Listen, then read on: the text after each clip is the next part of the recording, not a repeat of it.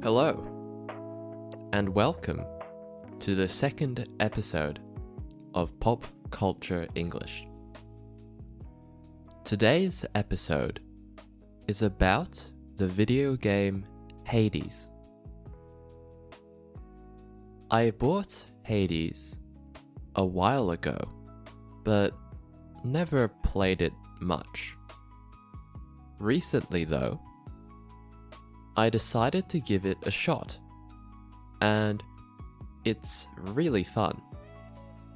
So, seeing as the sequel has just come out, I thought it would be a great time to talk about this game, what it's all about, and maybe convince you guys to give it a shot as well.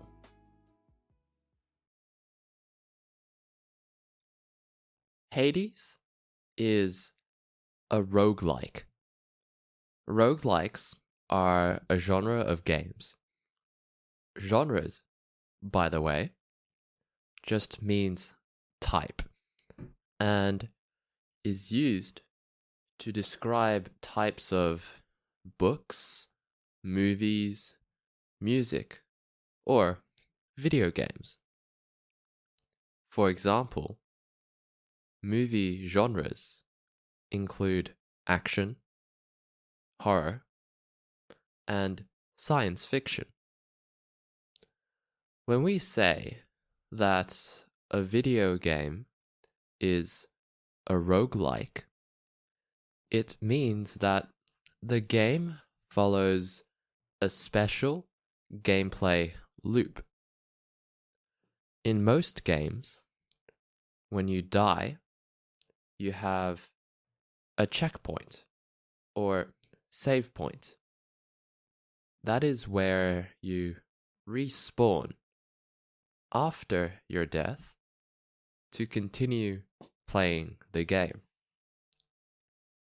But in roguelikes, when you die, you lose all your progress. You start back at square one. Square one, by the way, is a nice phrase which describes like the very beginning of something. So when you restart from square one, it means that all your progress has been lost, and that you're forced to replay the game as if it is your first time. Some famous roguelikes are Don't Starve, Darkest Dungeon, Dead Cells, and, of course, Hades. Hades is actually a special type of roguelike called a roguelite. It's a clever pun on the words roguelike and light. The reason it's called a roguelite is because Hades doesn't wipe all of your progress when you die. You don't actually restart from square one. Instead, throughout your run, you can gain items and currency which permanently upgrade your character. So, every time you do a run, you get a little stronger.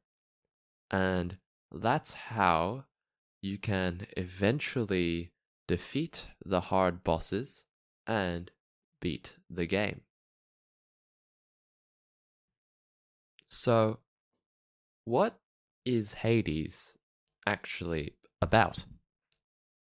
Well, as some of you may know, Hades is the name of the god of the underworld in Greek mythology.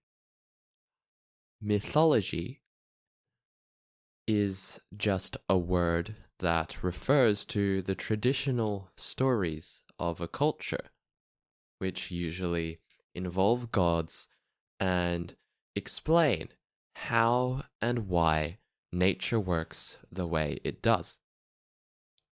Greek mythology is probably the most famous mythology out there. Any of you who have heard of or read the book series Percy Jackson will know all about it. So, in Greek mythology, Hades is the god of the underworld, which is the place where souls go after they die. But the game isn't actually about Hades. It's about his son, who is called Zagreus. Basically, Zagreus is this rebellious teenager who doesn't do anything his father says and wants more than anything to leave the underworld. You control him in-game as he tries to fight through the underworld to reach the surface. Every time you die, you respawn at the bottom of the underworld, where Hades' house is, and you have to fight all the way back up again. But, as I said earlier, every time you play, you get a little stronger, and the further and further you progress, the more and more the story of the video game is revealed to you. I think this is what makes Hades so fun and rewarding. Because you fight the same enemies over and over again, you learn all of their attacks and you can start predicting what they're going to do, and you can start dodging their attacks. Like a lot of roguelikes, Hades also offers many temporary upgrades, which you can get during your run, but you lose after you die.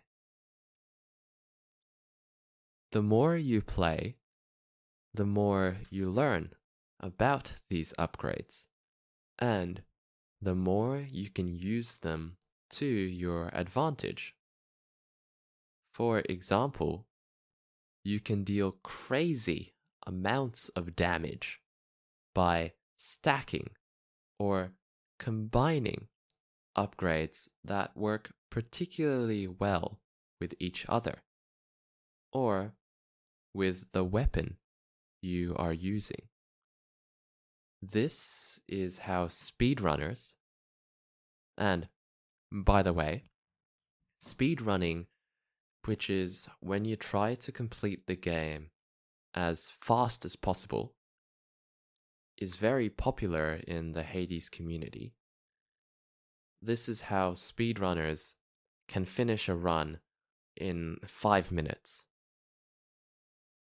So these mechanics, these features, give Hades a lot of replayability. Replayability basically means that you can replay the game a lot. In fact, you can keep playing Hades for hundreds of hours, and there will still be new content to discover. It helps that the Greek myths Hades draws upon and takes inspiration from are very, very detailed. This means that the game never runs out of stories it can tell. Hades has been extremely popular. It has won so many awards. And, by the way, you can go check all those awards out on the Wikipedia page. And its sequel, which has just released a couple days ago, has already become the highest rated PC game this year. A sequel, for those of you who don't know, is just a game, a movie, or a book that continues the story of a previous work. Unsurprisingly, the sequel to Hades is called Hades 2. I haven't played it yet, because I need to finish the original game first, but by all accounts, it seems just as amazing as the original. So, that's it for today. If you're feeling bored, or if you want to find a game to play, I'd definitely recommend giving Hades a go. And, as always, if you have any feedback on this podcast, please let me know. Until next time.